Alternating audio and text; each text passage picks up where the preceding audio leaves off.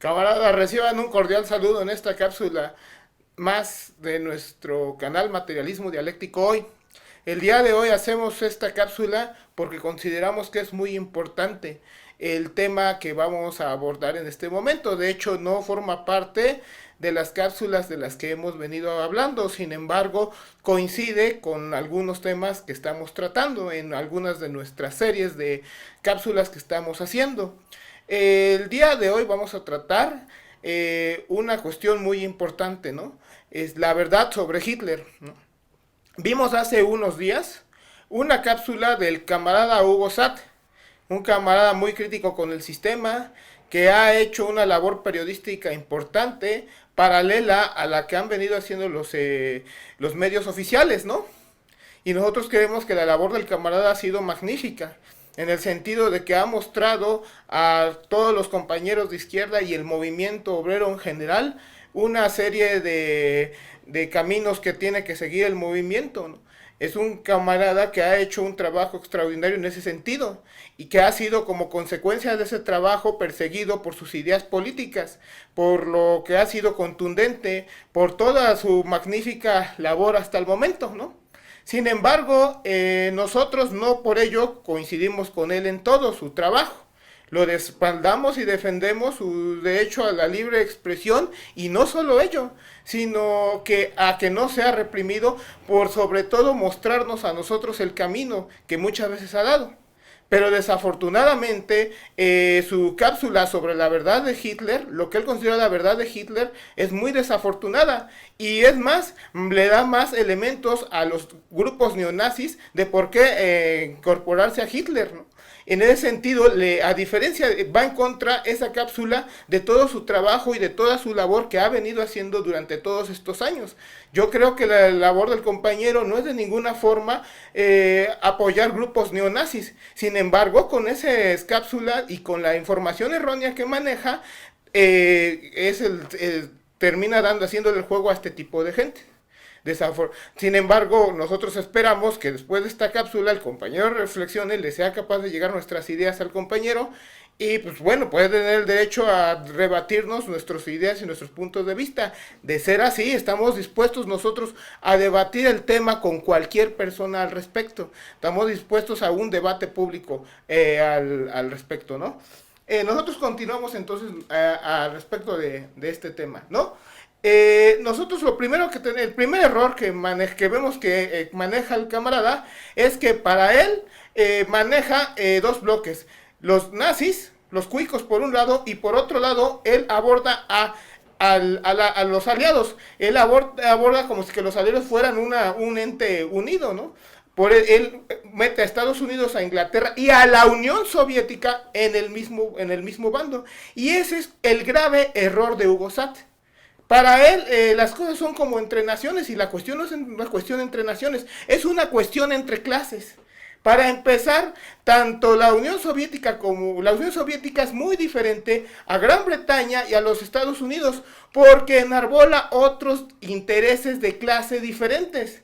La burguesía estaba bien respaldada en aquel entonces con Churchill, un político burgués de lo más cínico, y con Harry S. Truman en su momento, ¿no?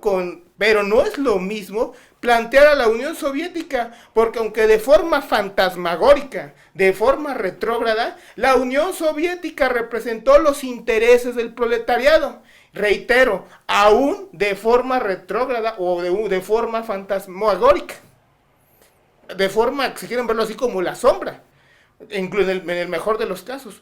Pero eso es lo que enarbolaba. Y en ese sentido, por eso eran vistos como enemigos los propios estadounidenses, el grupo de Estados Unidos y el grupo de Gran Bretaña, a la Unión Soviética. ¿En qué momento entró a la guerra la Unión? ¿En qué momento entraron a la guerra los aliados? Cuando vieron que estaban siendo derrotadas las tropas de Hitler. El 80% de las tropas de Hitler fueron derrocadas por el Ejército Rojo. El Ejército Rojo tuvo una gran lucha, que fue la lucha de todo el pueblo soviético en contra de los invasores cuicos nazis. Eso fue lo que realmente sucedió. ¿Por qué entraron? Hablaremos más adelante en nuestras cápsulas sobre qué fue y por qué cayó la URSS. Yo creo que en estos días estaremos sacando una cápsula al respecto de todos los errores que Stalin estuvo acumulando alrededor de estos tiempos y que todos estos errores llevaron a que se metieran los cuicos a la URSS. El pacto de Hitler, sí, el pacto de Hitler con Stalin, ¿no? El pacto de von Ribbentrop y de varios nazis con Stalin, creyendo Stalin que a través de pactos iba a mantener la paz. Y fue lo que sucedió, que como consecuencia, como hemos dicho en otras ocasiones, Stalin representaba los intereses del sector más atrasado del movimiento, porque es el sector más conservador, porque es el sector que no quería moverse, porque fue la casta parasitaria que ya para aquel entonces estaba bien cimentada en la Unión Soviética, cosa que de la que ya hablamos en nuestras anteriores cápsulas, y que puede quedarle claro, y si no queda claro, pueden revisar nuestras anteriores 12 cápsulas sobre el tema de la ex Unión Soviética, donde queda claro, es natural que Stalin no quisiera ningún compromiso en contra de esta gente. El verdadero interés de Hitler era por luchar no en contra de los judíos, no en contra de los gitanos, era en contra del comunismo. Eso era la lucha de Hitler. ¿Cómo fue que Hitler llegó al poder? Hitler llega al poder como consecuencia de los errores de la Revolución Alemana. Ya habíamos hablado en nuestra cápsula sobre la Revolución Alemana que tras la derrota de 1920, la Revolución de 1923 en Alemania, la burguesía estaba completamente espantada y quería luchar en contra de los obreros en armas. Y en contra de los obreros que querían tomar el poder, que querían expropiarla. ¿Qué fue lo que tenía que hacer? La burguesía no es una clase que tenga una serie de hombres que estén respaldándolo de millones, no tiene masas. En ese sentido, lo que hicieron fue levantar el movimiento fascista. El movimiento fascista es un movimiento de masas. Un movimiento de masas pequeño burguesas, desesperadas, sacadas de aquí, de la cabeza, zafadas de la cabeza, desesperadas porque tienen miedo a ser arruinadas económicamente. Y que esta gente, desesperada por los errores que ha venido habiendo en el movimiento obrero, son capaces de levantarse en contra de él, siempre y cuando haya un loco que les meta en la cabeza que sus enemigos no es la burguesía, sino que es el proletariado. Eso fue lo que sucedió en Alemania. Tras varios errores de la dirección proletaria por parte del Partido Comunista y por parte del Partido Socialdemócrata, la gente, la pequeña burguesía y los lumpenes estaban desesperadísimos. Entonces, al estar desesperados, la única solución que encontraron fue aliarse con la burguesía, porque ya en otros años habían estado con el proletariado y al ver que las direcciones del proletariado les habían fallado, ahora como clase oscilante, que son los pequeña burguesía, ahora oscilan hacia la burguesía. Y en ese sentido la burguesía originalmente respalda a Hitler y lo pone al frente a Hitler para luchar en contra del proletariado en lucha, ¿no? Eso es lo que representa. ¿Por qué llegó entonces? ¿Por qué triunfa este movimiento de masas, de la chusma en Alemania? ¿Por qué triunfa el movimiento de la chusma? Triunfa en contra del movimiento obrero, el movimiento obrero más poderoso de toda Europa. ¿Por qué triunfó? Por los errores de las dirigencias de la socialdemocracia y del Partido Comunista. Trotsky siempre explicó que en este caso se tenía que haber repetido la situación de 1917 contra Kornilov, hacer un frente unido de izquierdas, un frente unido de izquierdas para luchar en contra de Adolf Hitler y en contra de toda esta gente. Si este frente único de izquierdas hubiera triunfado, el proletariado hubiese tomado el poder en Alemania. Desafortunadamente, al no haber cuadros revolucionarios en verdad marxistas en Alemania, no se llevó a cabo esta situación. El dirigente Ernst Thälmann tomó una postura ultraizquierdista en contra de las bases en Alemania, y al haber tomado en contra de estas bases en Alemania, esta situación, esta política, lo único que hizo fue pelear. Él vinculaba de forma lógica, formal, y decía, lo que decía Thälmann y los dirigentes del Partido Comunista Alemán, la socialdemocracia y el partido nazi son lo mismo, y entonces luchaban en contra de los socialdemócratas en lugar de como luchaban en contra de los nazis según ellos, y ese fue un grave error. Entonces la izquierda no se pudo unificar porque ni siquiera en el momento más álgido de la lucha en contra de Hitler eran más los nazis que la gente de izquierda. Aún ahí eran minoría. Eran minoría los nazis en contra de todo este movimiento fascista, en contra de los obreros en armas que querían luchar en contra de Hitler. Aún ahí eran minoría, en el momento más alto incluso de esta época de Hitler. ¿Qué es lo que ocurre? En los campos de triunfa Hitler, toma el poder, y quienes son las víctimas principales de Hitler son efectivamente los comunistas y los socialdemócratas, todo el movimiento obrero alemán, y en ese momento el movimiento obrero alemán fue destruido, todas las organizaciones del proletariado alemán fueron destruidas. ¿Qué dice de esto Hugo Satt? Nada de eso. ¿Qué historia es la que maneja Hugo Satt? Ninguna de estas. Entonces, ¿qué es lo que hay de trasfondo en el nazismo, en el fascismo? Lo que hay de trasfondo es una lucha de clases y que está ocultando el camarada. No creemos que de forma intencionada, más creemos que es una forma que él no conoce y que por no conocer esta situación no tiene por qué estar defendiendo a nuestros enemigos de clase. Y lo que está haciendo en ese sentido es defender a nuestros enemigos de clase cuando empieza a decir que su supuesta verdad de Hitler. Él no nos ofrece nada más allá del capitalismo, para el capitalismo alemán y el capitalismo estadounidense, pero más allá de eso estaba el movimiento obrero, y ahí su error, por eso siempre en su cápsula dice Rusia, Rusia, Rusia, y no ve las cosas como son, como Unión Soviética. Para él no existe la Unión Soviética, por eso no lo menciona como Unión Soviética, y no es lo mismo la Unión Soviética que estar hablando de Rusia. Esa es una parte importante del error que comete cuando él habla al respecto de esto. Bueno, ¿qué más podemos decir?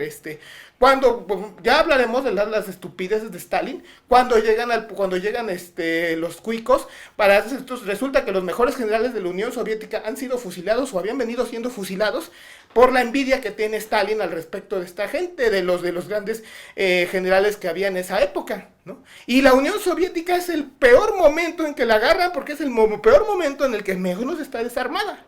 Total, se arma la guerra por los cuicos que quieren retomar Rusia.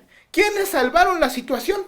Los obreros soviéticos, en contra de los cuicos que se llegaron a invadir. Fue el pueblo soviético el que salvó la situación. Stalin estropeaba los planes de los generales, estropeaba los mejores planes, porque él quería intervenir en donde sea. Se sentía gran general, se sentía un gran generalísimo, y lo único que hizo fue cometer error tras error y tras error, y boicoteaba las iniciativas de las masas soviéticas para luchar en contra de esta gente. Pero ¿qué fue lo que sucedió? A pesar de Stalin, las masas obreras fueron capaces de triunfar. ¿Y cuál es el secreto? Siempre dice la pequeña burguesía educada, toda la gran burguesía, es que el invierno cruento. Pero háganme el favor, la lucha no se lleva solamente en invierno, después en primavera y en verano. Y como el Ejército Rojo, cuando en mayo tomó el poder en mayo, en abril, mayo, finales de abril, principios de mayo, toma el control en Berlín. Si fuese el invierno, ¿por qué no triunfaron los cuicos en su propio país? Es estúpido esa postura. Es que el invierno.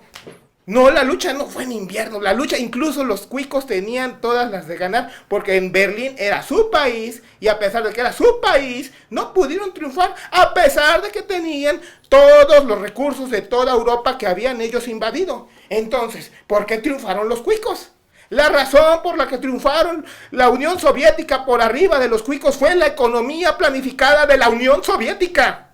Es decir, donde no había capitalistas y donde se pudo hacer una economía de guerra de inmediato con el fin de expulsar a los cuicos de allá. Esa fue la razón, mientras que en Europa había relaciones capitalistas. ¿Qué fue lo que tuvo que hacer los Estados Unidos cuando entraron a la lucha?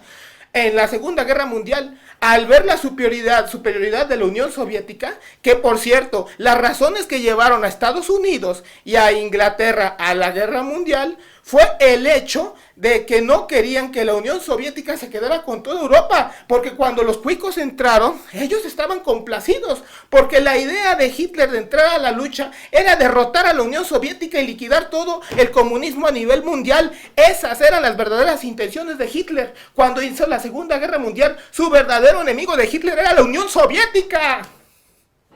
¿Qué puedo decir? Es un grave error estar vinculando a la Unión Soviética con esta gente. Vean las declaraciones de Churchill antes de la Unión Soviética. Él respaldaba a Hitler. Vean las declaraciones de Roosevelt y de todos sus presidentes, de Truman antes eran apoyo abiertamente a Hitler. ¿Qué esperaban ustedes? que ellos querían que Hitler triunfara sobre el comunismo, pero cuando vieron que fueron derrocados fue cuando tuvieron que meterse. Que por cierto, cuando entran los Estados Unidos por Italia, entran para derrocar a los partisanos que ya habían derrocado a Mussolini y evitar que en Italia se instaurara un nuevo gobierno obrero como en la Unión Soviética, pero en esta ocasión sin las degeneraciones. Esa es la verdadera razón por la que entran los Estados Unidos, para liquidar y evitar la revolución socialista en toda Europa. Eso es lo que está detrás de la lucha de clases en la Segunda Guerra Mundial. Por eso consideramos que no es correcto decir que Hitler era una buena persona y que había convertido a Alemania en una segunda superpotencia mundial. Alemania se vuelve una superpotencia mundial después de la Segunda Guerra por dos razones. Se divide. Por un lado estaba la burocracia stalinista y noten lo que siguiente. Si la Unión Soviética, siendo antes era Rusia, era un país semifeudal, se volvió una super maravilla de país a partir de la economía planificada. Es decir, a partir de la expropiación de los medios de producción. Eso fue lo que lo llevó a ser el país más atrasado de toda Europa, tan atrasado como la India hoy, a ser la segunda potencia mundial a nivel mundial. Esa fue la razón que llevó a la Unión Soviética a ser lo más grande que era. Es más, mucho más, incluso, que los propios Estados Unidos. Entonces, ¿qué es lo que esperaban? Que Alemania, la RDA, bajo los mismos métodos, pues tenía que volverse un país rico. Por otro lado, el Plan Marshall, que era fue abiertamente financiar para evitar una economía planificada en toda Europa, y por esa razón soltaron dinero los gringos en toda Europa, a consecuencia de lo que viene a ser lo del plan de Bretton Woods, ¿no? Pero bueno, eso ya es otro menjurje del cual hablaremos en otra ocasión. Y ahí están las verdaderas razones. Las verdaderas razones que llevaron a la Segunda Guerra Mundial, a Estados Unidos, a Alemania, a Francia, a todos estos disque aliados, fue también evitar que la Unión Soviética, habiendo derrotado al ejército de los cuicos, pues que tomaran el control en toda Europa. ¿Por qué no tomaron el control en toda Europa después de la Segunda Guerra Mundial? Si el gran vencedor de la Segunda Guerra Mundial fue la Unión Soviética, fue debido a las traiciones una vez más de Stalin con la Revolución Mundial, de lo que ya hablamos, que Stalin no quería la Revolución Mundial porque habría sido un estado de obreros sanos en toda Europa y habría exaltado a los obreros rusos una vez más para derrocarle. Pero de eso ya hablaremos en nuestra serie de cápsulas, de qué fue y por qué cayó la URSS. Por lo demás, creemos que hemos explicado las verdaderas razones del nazismo por el momento, ¿no?